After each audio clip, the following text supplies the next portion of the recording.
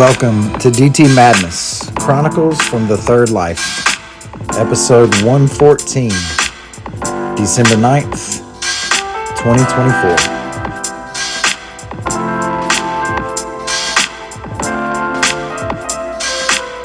So glad you could make it.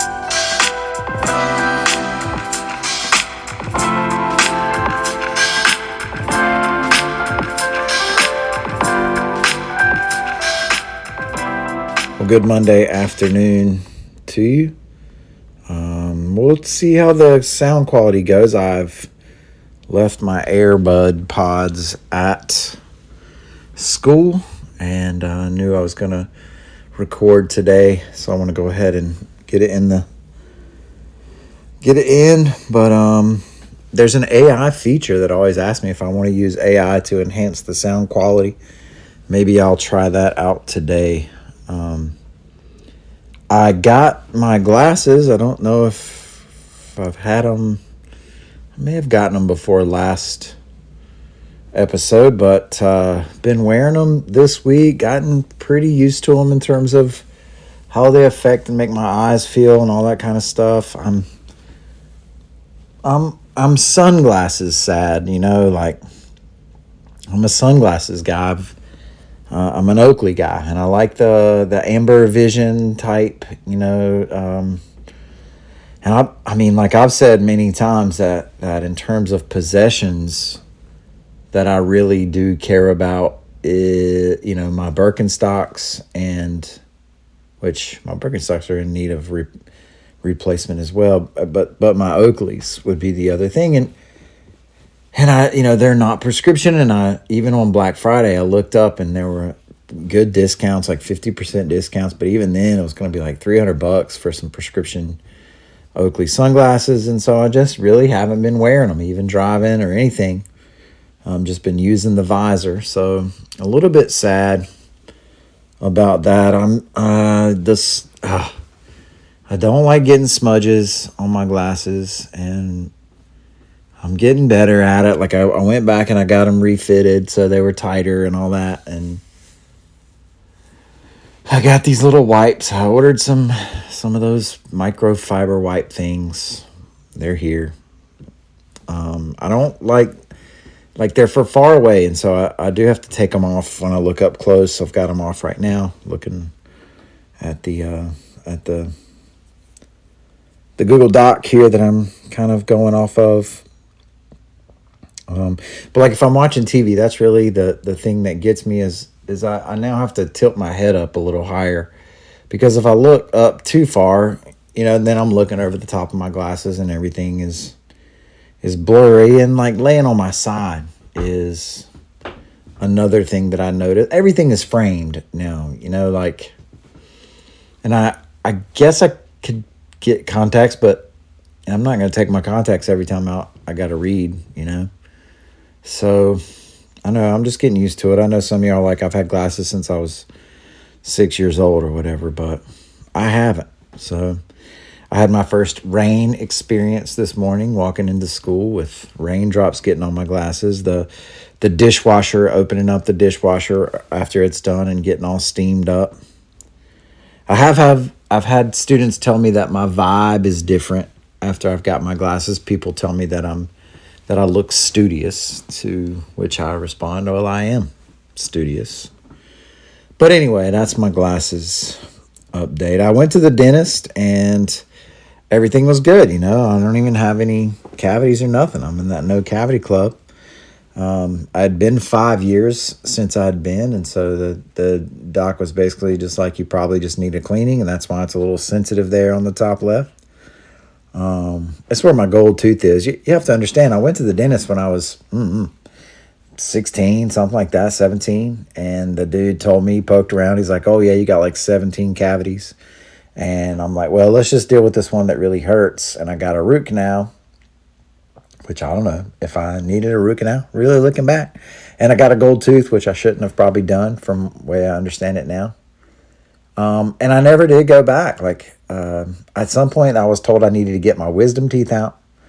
And so I got the top two and didn't need the bottom two out. I can't remember. I think the top ones are out and the bottom ones are. But like, I never went back and got the other two out because they don't bother me. And I'm just kind of like, man, it's tough to trust dentists, you know? But I found this guy, Dr. Plaster in Shelby, and he's amazing. Plaster, right? I mean, as a dentist. And he's a Wofford guy. And so I joked with him that I should probably not tell him that Sydney is eyeing Furman. But he told me all kinds of stories. And, you know, I don't know how you're supposed to talk, but I guess he's been there before. I got to tell you about my melatonin neck. I'd never taken a melatonin before. I keep waking up at like 3:45. I mean, maybe it's because I'm going to bed too early. I'm not sure. But I'd be getting tired by 9. And so I'm usually asleep pretty much right around then. And so I'll sleep 9 till 3:45, which is close to 7 hours. I mean, isn't it? Yeah. I mean, six and some change. And I try to go back to sleep, but on school days, I'm just anticipating, knowing that I'm going to get up. So I'll go ahead and get up, and kind of a morning person. But the other day, I took one of those melatonin pills. I'd never done that before, and I just kind of want to see like what would sleep be like if I'd slept for a long time all night. And I fell asleep before I realized it, and I was propped up on my pillows and stayed there in that position for 8, 9 hours. Maybe not that long, but still. To the point where, since I'd been in that position, propped up on my double pillows, that now my spine was out. You know, like my neck was all jacked up. So that's getting old, man. Getting old is, what is it? Relaxing. If you relax in the wrong way, you get the melatonin neck. But yeah, so those are some things about getting old. I don't know. Maybe it's time for a little tea time here, but I mean, I'm wrestling with it. 47, and I'll be 47 in just over a month. Entering into my 48th year, which is getting on towards 50, you know, getting on towards that way. And I mean, the reality is I'm well over half. I mean, potentially 2/3, if not even a little bit farther along, you know, with my time on this side of the whole thing.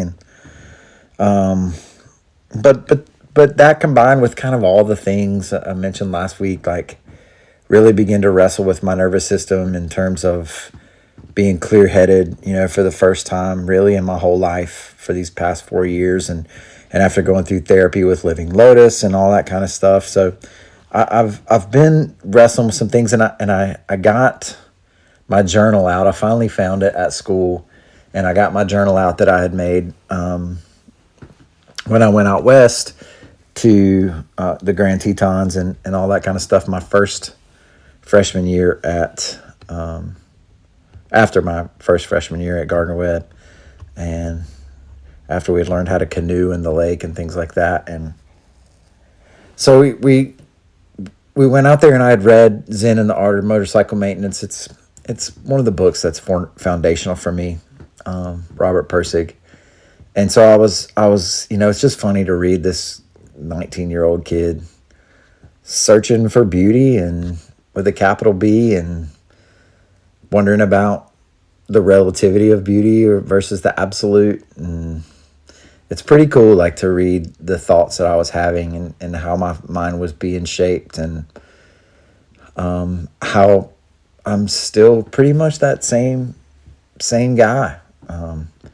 Some cheesy, you know, kind of mushy stuff in there too about some of the people that were on the trip, which makes me chuckle a little bit. But it's a pretty cool record. I'm glad I have that. You know, notating all the different places that we went and all that kind of stuff. And in that notebook is a bunch of papers that I've kept up with all these years. And one of them, or a handful of them, are papers that I had written for one of my political science classes.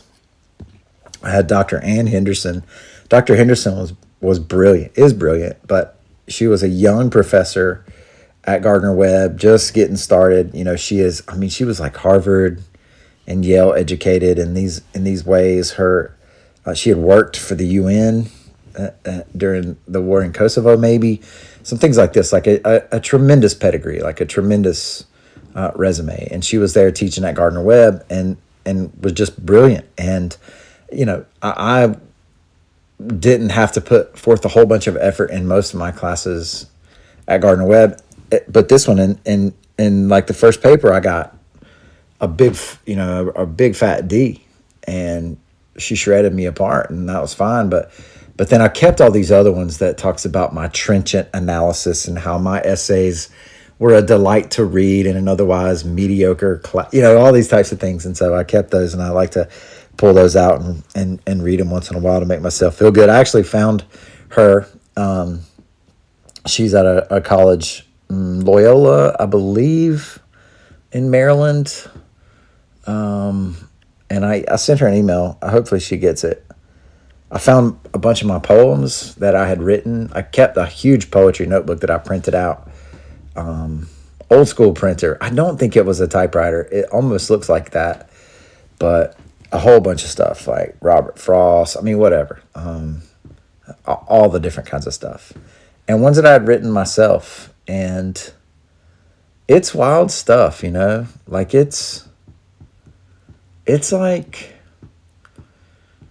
very dark. Very dark. Like, we have this thing at school now called gaggle. And if students write things that are concerning, then it flags it, and the counselors or the principals can call them up. And I think I definitely would have gotten gaggled. I mean, it was some borderline, like, why am I alive? Even like the dark question, why am I alive? Is it even worth living? And these types of things. And I don't remember I know I wasn't having any of those specific thoughts, but to see that and look back at that is really interesting, especially in light of the things that I've discovered about myself in the past couple of years. But part of that is teenage angst, like a lot of that is there too. So I've been trying to reconstruct my timeline and going back and trying to just highlight memories that pop up.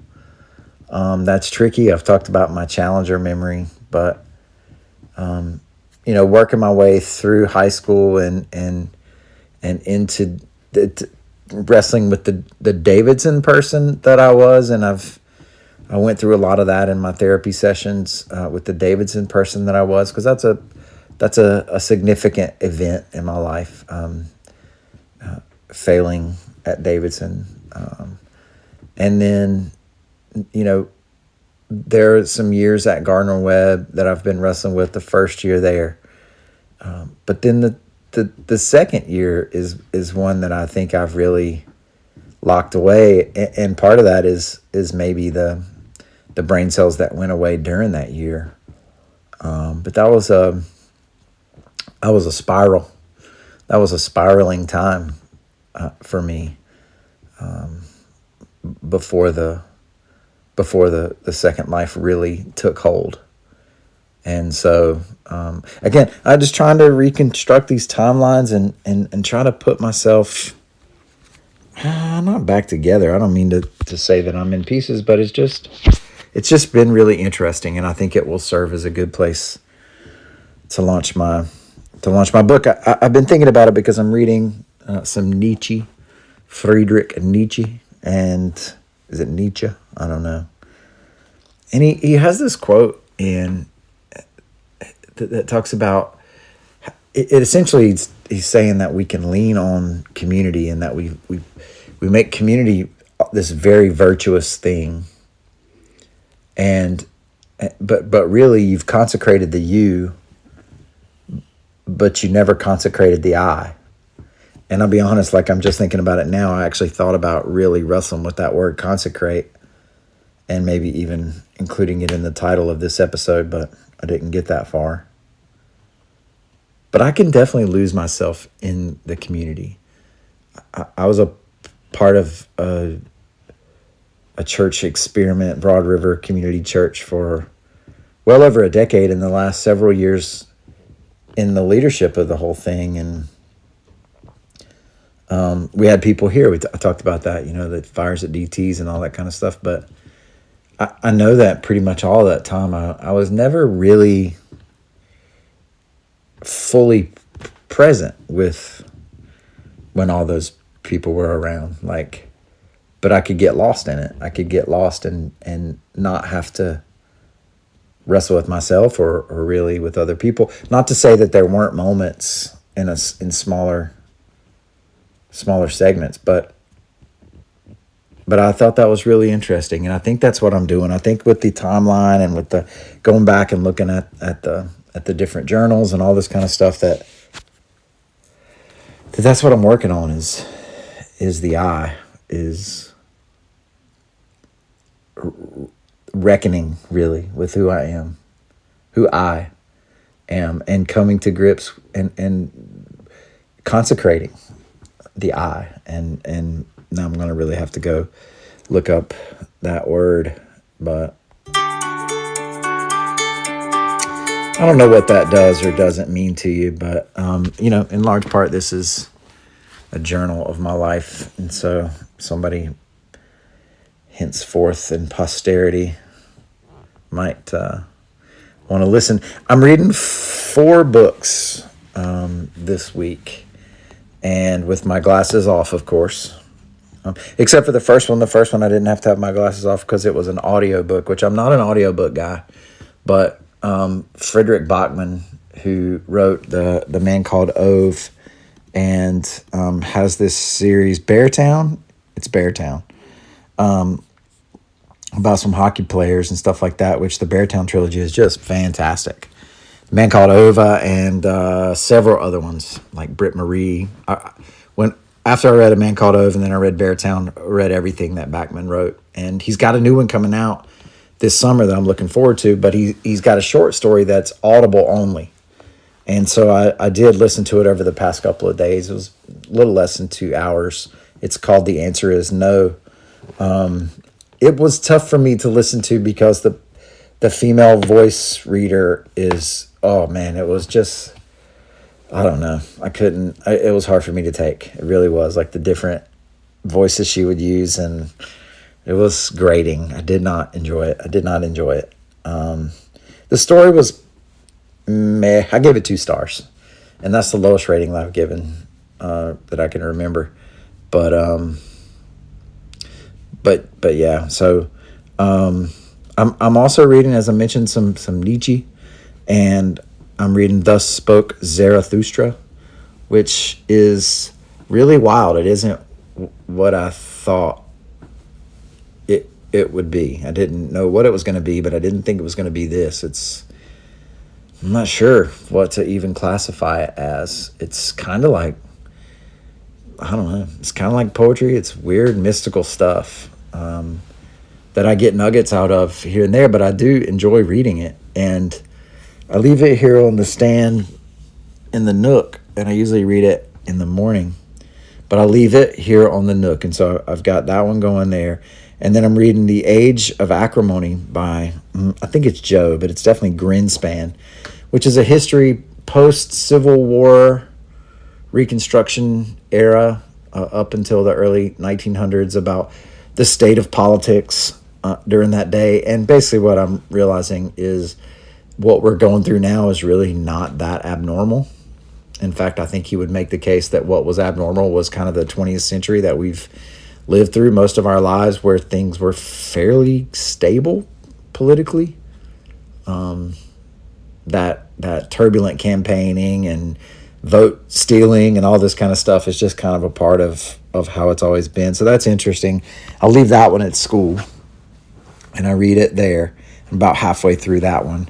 I picked up a book because I saw it was a National Book finalist and maybe a New York Times top 5 fiction you should read, called All Fours by Miranda July. And it is quite the romp. I've gotten about a third of the way through it. I started it today, and it's a something now. It's a little bit, like I said, it's the romp there. So some interesting stuff. It's I've got Camus, Albert Camus, on deck. The Stranger. I haven't started it. I'm not gonna start it until I finish one of these other ones, or maybe all of these other ones. But the mix, like having all four of those going at once, reminds me of college. You know, I've got literature going. I've got philosophy. I've got history, and it challenges my narrative structure too. Like I would be reading in all fours, and dealing with what's going on there, and then I'll pick up the history book, and I have to realize like I'm changing worlds now, and that I think that's really good. I think that's really good. So yeah. Anyway, I'll let you know how those books end up. I mean, part of it is I'm trying to get through as many as I can in these next couple of days so that I can pad up my Goodreads Wrapped, you know. But I bought a new car. We got the 2025 Camry. Got to thinking that I would like to drive it to Hilton Head, and so we're a couple of months ahead of the game because Isaac doesn't turn 16 until March. But I got online. I've been looking at this one. I like the blue one, and I've been looking at it for a couple months. And finally, I was like, you know what? Let's just go ahead and do it. And I crunched all the numbers, and everything was looking good. You know, I was able to punch in my credit application online, and it gave me back some really good numbers about what I could do monthly payment wise. And then I went in to look at the car, and it's just beautiful. I mean, it's just beautiful.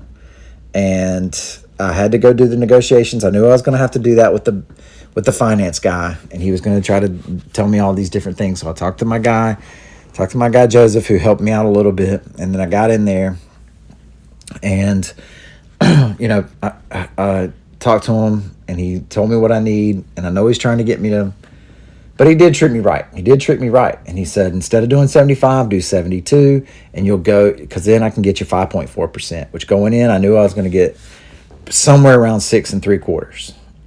Originally 7.9, but then when I ran it online, 6.9, 6.7, and he's like, dude, do 72, and then you're going to get 5.4%, and let me know in March or April, and I'll tell you what bank to go refinance it with, because all the rates are supposed to drop. So that was pretty good, because my credit score was banging.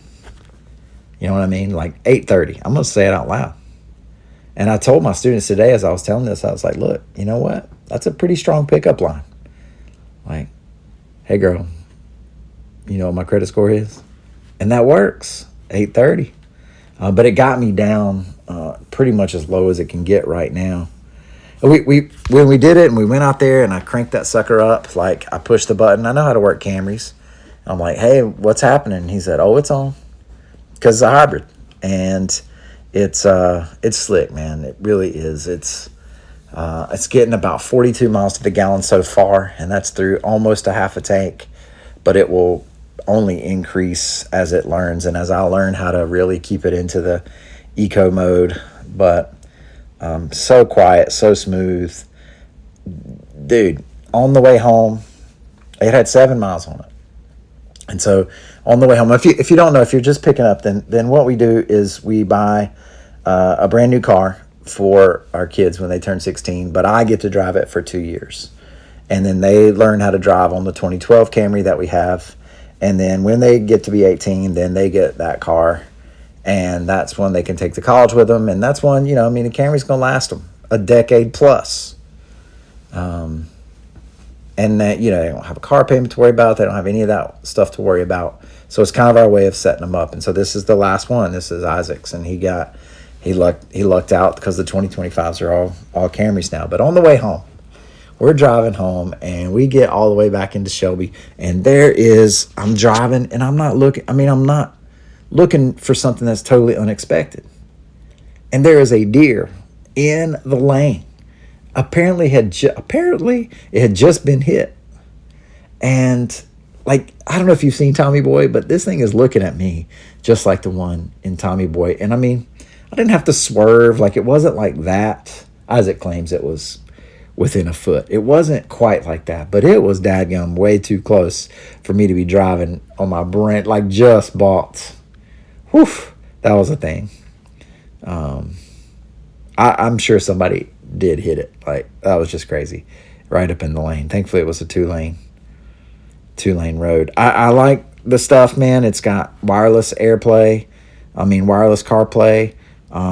It's got heated seats. That is what's up. The heated seats and the heated steering wheel. And it just looks slick, man. It really does. I really like it.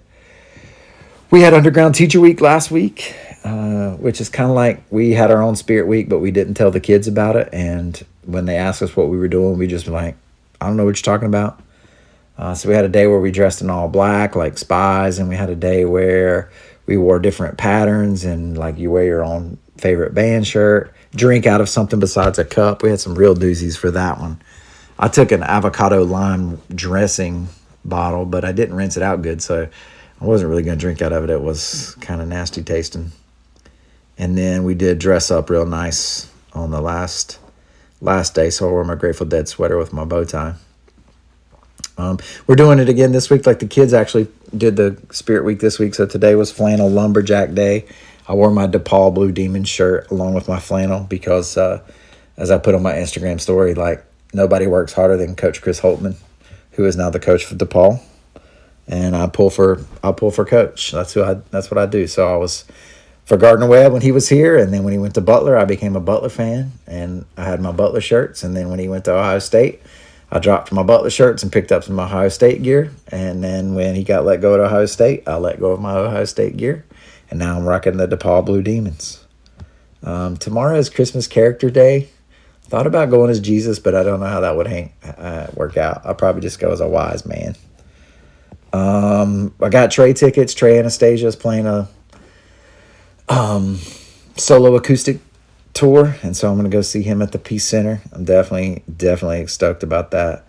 We had our Christmas parade and tree lighting, and I got to be the mayor for all those hours, and whew, that wore me out. But I did wear my dad's sweater, and I found my dad's old red sweater that he would only wear every year about this time, and so that's why it's still good.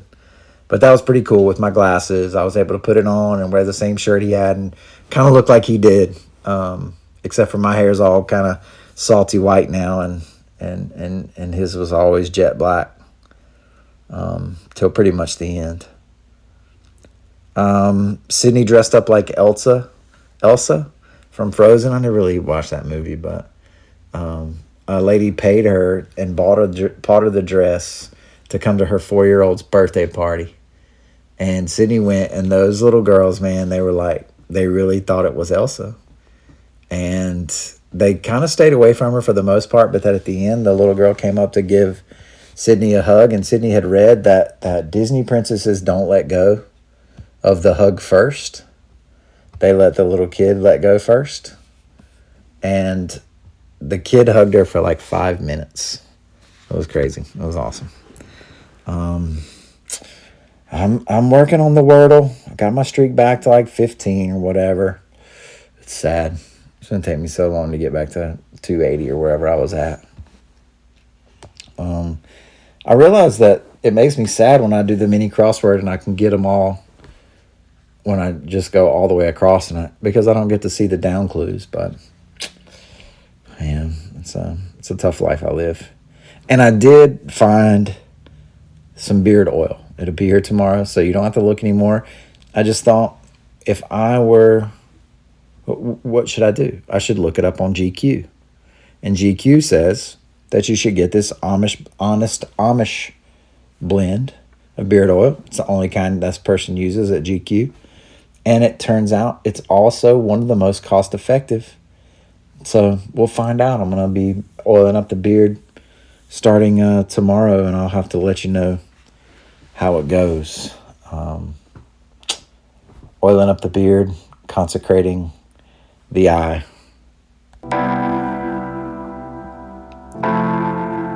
Well, this has been a Church of Six production, brought to you by the Bucket of Life, the rope of relationship, the foundation tower of stone, the wall of belief, the token of hope, the magic rock times one received and one given.